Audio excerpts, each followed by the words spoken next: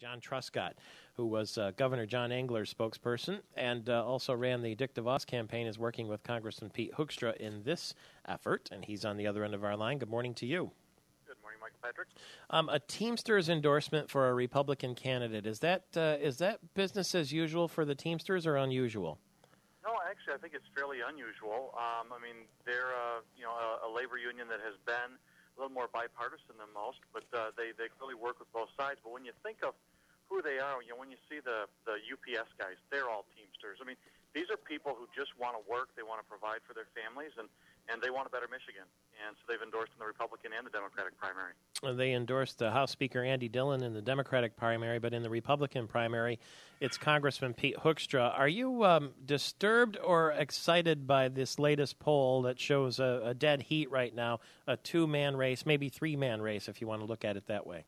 We're very pleased with these numbers. I mean, the fact that Mike Cox and his third-party advocates have spent over $1 million in pure negative ads against Pete Hoekstra, and we're still tied. We're still doing very, very well. And in West Michigan, where they've spent most of the money, we're doing extremely well. You really can't beat those kind of numbers. So we're very pleased with where we stand. I expect a lot more negative against Pete Hoekstra in the next week or so. But I think people have gotten to know him. They've researched him. They know he has a very conservative, very consistent record.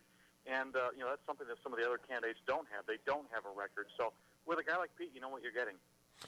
Well, that counts for a lot of people. And I'm surprised a little bit, aren't you, that Rick Snyder, who's something of the wild card in the race, when you say that people like to know what they're getting, we really don't know what we're getting with Rick Snyder when it comes to the legislative process, do we? No, and he's even admitted he doesn't know the legislative process, which is kind of scary because even Governor Granholm said that was probably one of the biggest detriments to her administration is she didn't understand how the legislature worked. I mean, Rick's a really nice guy. He's a smart guy, but I've just argued he is not prepared for a term-limited legislative environment. It's very, very difficult, and it's much, much different than being in business. Business skills help, and Pete Hoekstra has the business and the legislative side of things, and you really need to know how to work the legislative process in order to be successful. I understand that you're working with Pete Hoekstra, so your mission is obviously to support him. But why is it that Mike Bouchard can never seem to get any traction? He seems to have all of the elements that a would-be governor would need: legislative experience. He's got, police background. Why can't Mike Bouchard get any traction? He's attractive. He's got a good sense of humor. Yeah, and he's a really nice guy. He's been a friend of mine. I've known him for a long, long time. He was a great senator. I don't know. The only thing that I can figure is that their strategy was to concentrate on Oakland County, try to pull numbers as strong as you can get from there, and use that to offset losses in other places of the state, because Oakland County will be responsible for quite a big vote total. And I guess it just hasn't worked out that way. I don't know, because I've always liked Mike. I just don't know what their strategy's been.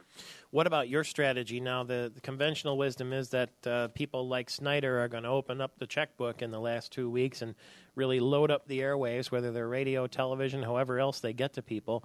Is that what you're going to do, too, with Congressman Hoekstra? Are we going to see a lot of spending all of a sudden? Well, we've definitely been saving our money for the end.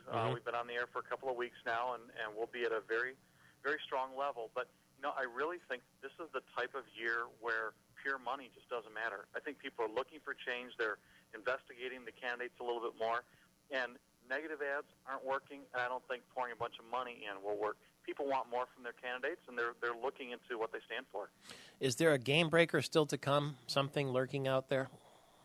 Not that I'm aware of. I think you get to this point, and you just kind of hunker down and do your thing, and that's what we're doing. I'm not aware of any. If this were a general election, it would be called the October surprise. I'm not aware of anything out there like that. So there's a good chance that we could go into the primary in 15 days in about the same place where we are right now. Two candidates very near the top, one lurking, almost a dead heat. I think that's probably very likely. We've assumed all along that it would tighten it up. It would be very, very close, and it puts a premium on who has the better turnout mechanism. This is an election that's all about grassroots from top to bottom. No, we'll see who has the best grassroots organization. The sails are tightened. It's a race to the finish, not only for the sailors making their way to Mackinac, but for the would-be gubernatorial candidates on the Republican and Democratic side. That's John Truscott. Thank you very much. I'm Michael Patrick Shields.